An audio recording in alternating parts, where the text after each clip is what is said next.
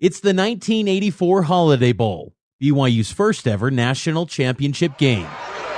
The Cougars are led by first-year starting quarterback Robbie Bosco. This game has been billed as the national championship game, primarily because of this man, Robbie Bosco. He's guided his team to an incredible 12-0 season and secured the school's first #1 ranking. Now the only thing standing in his way Let's get the lights in for the University of Michigan. are the Michigan Wolverines. With 1:23 left on the game clock, BYU and Michigan are tied at 17. Bosco sees wide receiver Kelly Smith and lets the ball fly to the back of the end zone for the go-ahead touchdown.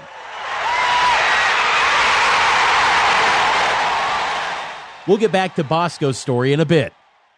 Today, the BYU football team is known for its all-star quarterbacks, known for making legendary passes. But it hasn't always been that way. Before 1972, college football was dominated by teams that didn't pass the ball, but ran it. There was the wishbone at Oklahoma, the triple option at Nebraska, the 3 yards and a cloud of dust offense in the Big Ten. But in 1972, LaVell Edwards became head coach at BYU, and college football changed forever. Because in 1972, LaVell Edwards knew he couldn't win games on the ground. Doing the conventional wouldn't work for Edwards and BYU, so he looked for another path to victory. He looked to the air.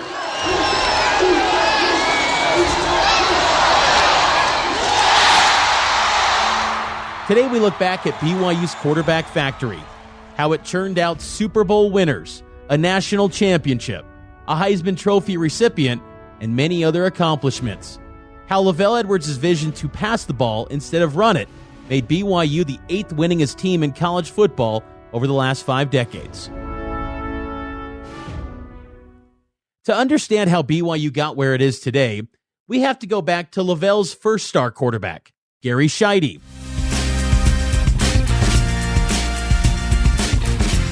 Sheide is the often forgotten great BYU quarterback, but his role in getting BYU's high-powered passing attack off the ground is critical. He grew up in BYU's own Provo, Utah, and played junior college ball before transferring to BYU. When he showed up to LaVell's program, he was untested. He was also injury-prone. It was midway through Scheide's first year in 1973, and BYU was struggling. They were 1-5 and badly in need of some momentum. Western Athletic Conference quarterbacks dominated the collegiate football scene in 1973. 7 of the 8 were among the top 24 nationally in total offense, led by a new face at Brigham Young University. BYU coach LaVell Edwards tutored the nation's most prolific passing combination, junior quarterback Gary Sheide and sophomore receiver Jay Miller. Sheide came out like a rocket. He threw for 310 yards in his first game with the Cougars. Then he had another 408-yard game. BYU ended with a losing record that year, but Sheide helped them win 3 of their last 4 games. The momentum from those wins carried over to Scheide's senior year in 1974. The preseason hopes for the Cougars this year rested mainly on the shoulders of returning quarterback Gary Sheide. In that 74 season, Sheide really came into his own. Quarterback Gary Sheide ranked 8th in the Heisman Trophy voting. He was named UPI's most valuable player in the WAC. UPI All-WAC First Team, All-Western Athletic Conference First Team, Player of the Week against Wyoming, part of the UPI National Backfield of the Week against UTEP and Arizona. The Associated Press named him Back of the Week against Arizona. Scheide's prowess on the field led his team to BYU's first ever bowl game, the Fiesta Bowl. After the Utah win, officials from the Fiesta Bowl were on the field to hand the Cougars the keys to Phoenix as the Western Athletic Conference football champions. But the outcome was devastating. At the end of the first quarter against Oklahoma State, Sheide busted his shoulder and was carried off the field. Without him, the Cougars were crushed. But the quarterback torch was lit. Now LaVell just had to find his next star. Luckily for him, another homegrown product from Provo was ready to rise to stardom. Next to come out of the factory was Gifford Nilsson. Took his team to the Tangerine Bowl. But again, the Cougars were defeated. His next season, Nilsson suffered an injury and an abrupt end to his college career, a career that earned him a place in the College Football Hall of Fame. Nilsson's injury opened the door for the next quarterback, Mark Wilson. Wilson's first game out of the gate was against Colorado State, and he threw for 7 touchdown passes. 7. Coach Edwards turned to sophomore Mark Wilson, a look-alike to Gifford Nielsen at 6'5" and 205 pounds. So what happened? Mark Wilson eased the pain of the Nielsen loss as he led BYU to an overwhelming 63-17 victory over the Rams. Wilson threw 7 TD passes for a new WAC record. He completed 15 of 25 for 332 yards in just over 2 quarters. Coach Scoville said after the game, Mark's a lot like Roger Staubach. He can scramble and throw on the run. Wilson was named the UPI and AP Back of the Week. The immediate success from Wilson at quarterback showed that LaVell's quarterback factory was working. It's important to keep in mind that LaVell's passing vision came with some downsides. Throwing the ball runs the risk of interceptions. Running the ball is more consistent and a safer method. That's why it was so common during this era of college football. And Mark Wilson learned this the hard way. In his second start against the subpar Wyoming team, Wilson threw 6 interceptions. BYU won the game, but barely. It's the second most interceptions in a game in BYU football history. Wilson went on to lead BYU to its first undefeated regular season record in 1979, before being taken down in the Holiday Bowl against Indiana.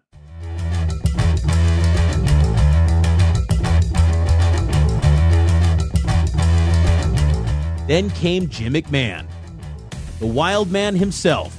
In the growing arsenal of great BYU quarterbacks, Jim McMahon was different. He was from New Jersey. He was smaller than his predecessors. He was Catholic. He disobeyed BYU's strict honor code. I was in Coach's office every Monday morning trying to figure out what I'd done over the weekend. And I said, well, we won. That's all I remember doing. When McMahon took his team to the 1980 Holiday Bowl, that game was different too. You will see Jim McMahon right here throwing the ball from the shotgun as well as the multiple tee. And what can we say about Jim McMahon, the greatest story in NCAA history? Down by 20 with 4 minutes to go, another BYU Bowl loss seemed imminent. A very happy group of Mustangs. They smell a victory. The first down pass was completed. BYU's offense reaches 4th down. LaVell calls on the punt team to kick the ball. He's ready to surrender. But Jim McMahon, the wild man that he is, he's got other plans. We kick now, we got no shot. At least give us a shot to do something. And I remember LaVell and Doug Scoville looking at each other like they didn't know what the hell to do. And I said, okay, we'll take care of this. It was 4th down and 2. You can't make 2 yards. You don't deserve to win. And I remember just calling, I said, on the line of scrimmage, I'll call the play at the line of scrimmage. I gave myself a balanced formation. And for some reason, they're not covering Clay Brown, the best tight end in the country. And he's got a linebacker over him, and that's it. And so I audible do a simple little, an in by the wide receiver, a little out by Clay. We get the first down. We go down and scored. Then BYU scores again. Then BYU gets a block punt. Suddenly, the Cougars have a chance. At 4 seconds left on the clock, BYU is at the 41-yard line. McMahon lines up in shotgun. He drops back, and he airs it out. No time on the clock. It's up in the air. It is deep. It is what? He caught it. It's a touchdown. Touchdown on the last play. And Brigham Young has won it. A miracle catch. It's one of the greatest comebacks in college football history.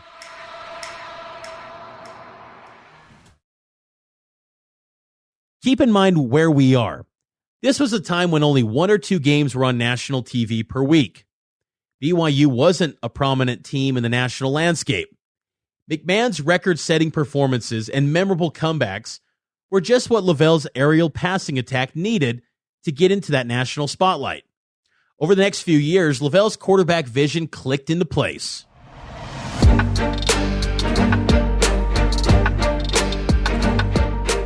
If McMahon was the wild man in BYU's quarterback factory, Steve Young was its most unlikely star story.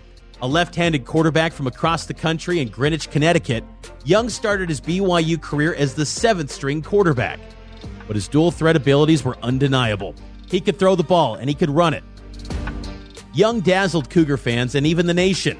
At the time, Young had the best finish for a BYU player in the Heisman Trophy voting with a second-place finish in 1983. Young led his BYU team to 11 consecutive victories that year and fielded one of the best BYU offenses of all time. Like McMahon before him, Young delivered an iconic performance in a Holiday Bowl. He caught, yeah, you heard that right, caught the game-winning touchdown pass to defeat Missouri in 1983.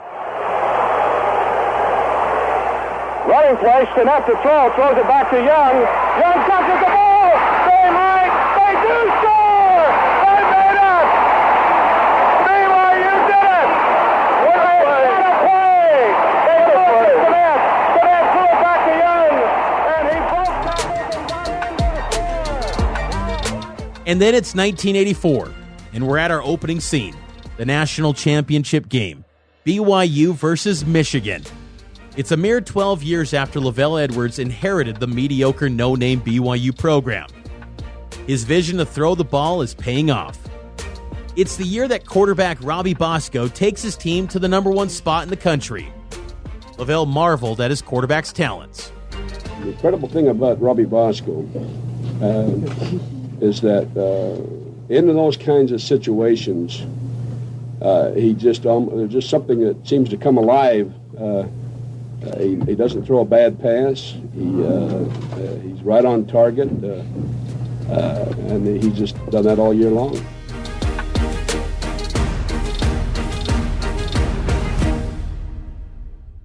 Robbie Bosco wasn't expected to take his team to a national championship. At the start of his BYU career, the media cast him as kind of a no-name.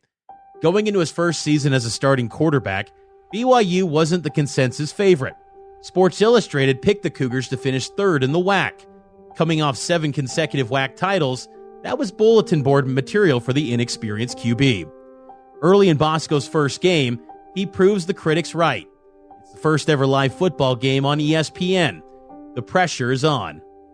Welcomes you aboard for college football live 1984, a doubleheader beginning here with Brigham Young in Pittsburgh, and there from our Goodyear blimp we can see the beautiful Pitt Stadium, 40,000, 73 degrees. Bosco flubs the first half. He's throwing interceptions. Lucky for him, BYU's defense is keeping the Cougars in the game. Then at halftime, LaVell sits Bosco down for a pep talk. They make some adjustments, and in the second half, things click into place, as they always do for BYU's passing attack. By the end of the game, he's learning to play under pressure. Bosco's found his groove. The win against Pittsburgh set the tone for the rest of the season. 12 games, 12 wins. Ladies and gentlemen, come on, let him again for Coach LaVell Edwards. And then that national championship game.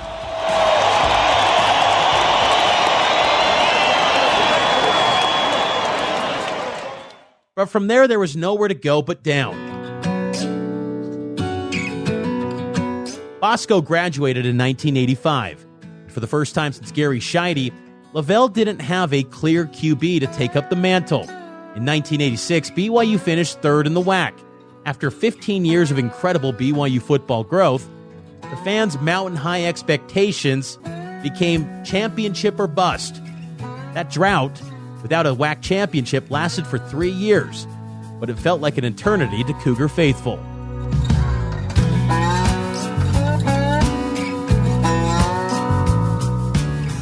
And then the gunslinging Texan, the Pee Wee Herman doppelganger, and coach's son, Ty Detmer, took the reins. BYU got back to its championship perch.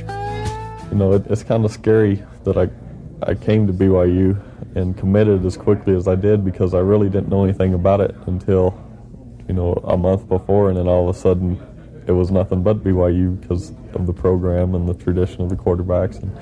And so far, it's turned out great. I couldn't ask for anything more. Former BYU assistant coach Chris Pella, who also served as the director of recruiting in the 80s for BYU, knew the moment he saw Ty for the first time that the Cougars had a star. I had to convince LaVell that this kid could play. He He didn't look like a football player, that's for sure, but he was very unique. And I remember in practice standing behind him.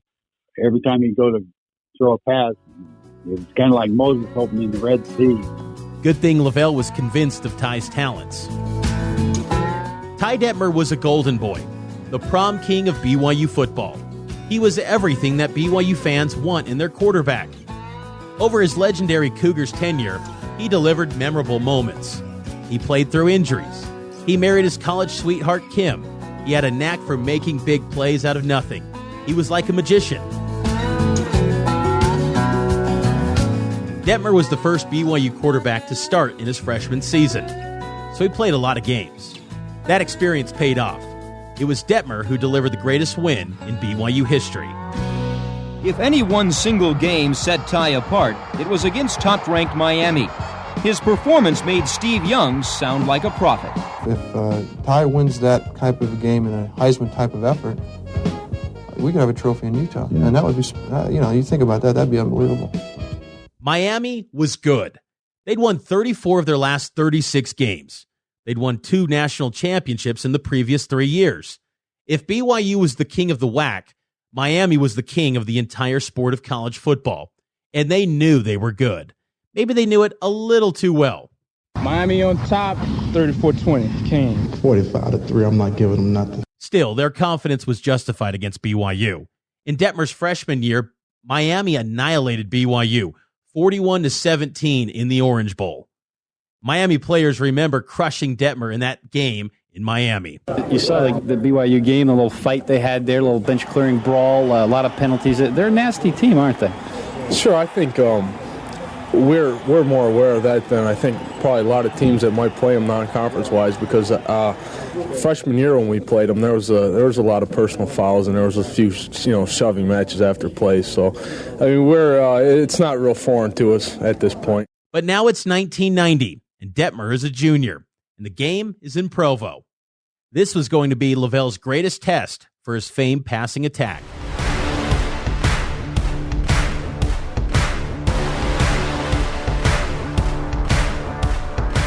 At halftime, BYU is actually leading. David is toe-to-toe with Goliath, all because of Ty Detmer. But in the third quarter, BYU loses its edge. There's still a chance to come back. Detmer takes a snap. He steps back. 4 Miami defenders are coming at him.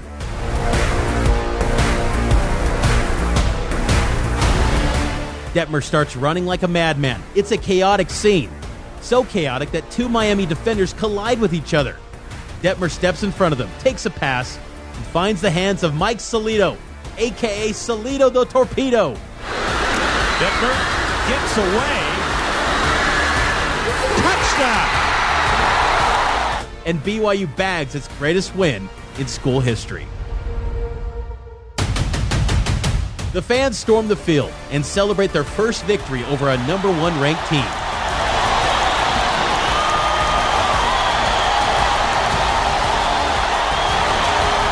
But that coach-pleasing golden boy Ty Detmer rushes back to the locker room and misses out on the fun. And I remember, the crowd rushing the field, and I was thinking, man, I got to get to the locker room. the team's going to be in there. I'm going to be the last one in.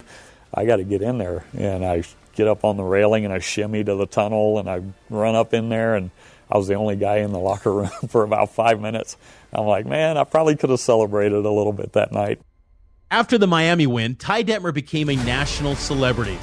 Coaches around the country considered him the best quarterback in the nation, the best overall player, and it garnered him the most prestigious individual award in college football, the Heisman Trophy.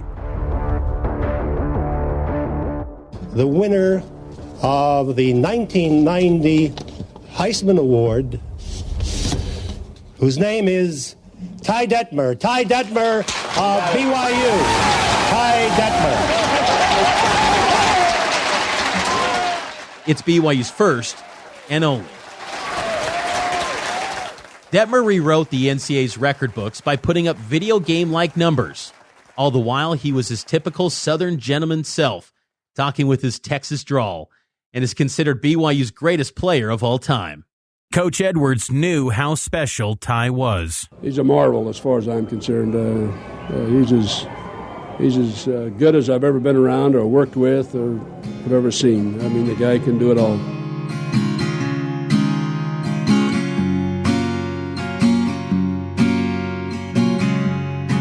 The last great quarterback under LaVell was Steve Sarkisian. He led BYU to their first and only New Year's Day bowl game, a win over Kansas State in the Cotton Bowl in 1996.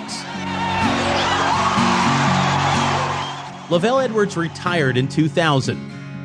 His vision to pass the football instead of run changed the game forever. BYU football hasn't been the same since, but LaVell's legacy continues.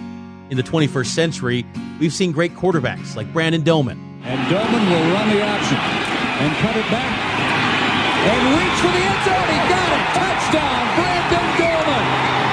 Brigham Young leads it. John Beck. John Beck is on the run. He throws behind him. It is caught for the touchdown. Caught for the touchdown. Caught for the touchdown. Johnny Harleen got it for the score. Harleen by himself in the end zone. The Cougars win it. Max Hall. It's everything you would ask for in a game like this to come out with a win. I'm so proud of my guys, man. This is surreal. This is awesome. Taysom Hill. Snap Taysom. Three-step drop. Settles. Now pressure comes. Taysom steps out of it. 30, 25. Yes for Taysom. 20, 50, 10. A hurdle. Oh, man. Touchdown. What a play. Taysom Hill in for 6. What a score. Zach Wilson. I feel like the statement that we made was that we're a big-time team. And now, Jaron Hall. And now being here as a quarterback in the town I grew up in with the people I know and love, and all the new people I've met since, it's a blessing. It's pretty surreal every time I take the field, especially here at LaVell Edwards, seeing our fans. It's a dream come true every time.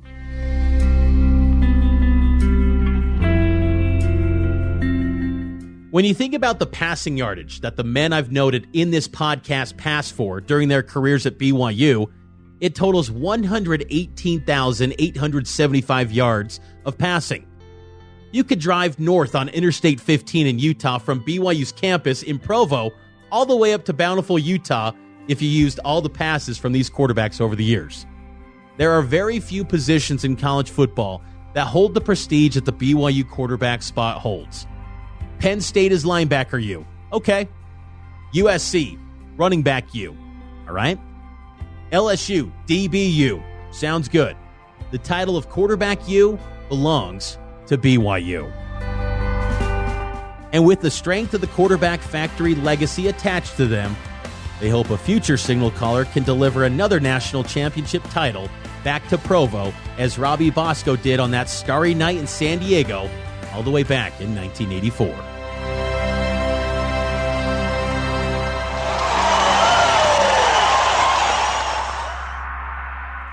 Coming up in the next episode of A Century of Cougar Football.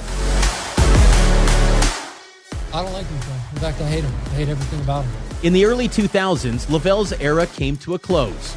We'll look at the decade that saw BYU go through scandal, championships, and the beginning of a curse. A Century of Cougar Football is researched, hosted, and written by me, Mitch Harper. Rachel Miller-Howard also helped with writing and is responsible for audio production and sound design. Mixing by Trent Sell and Rachel Miller-Howard. Special thanks to Madisan, Hinkhouse, and Nathan Dowdle.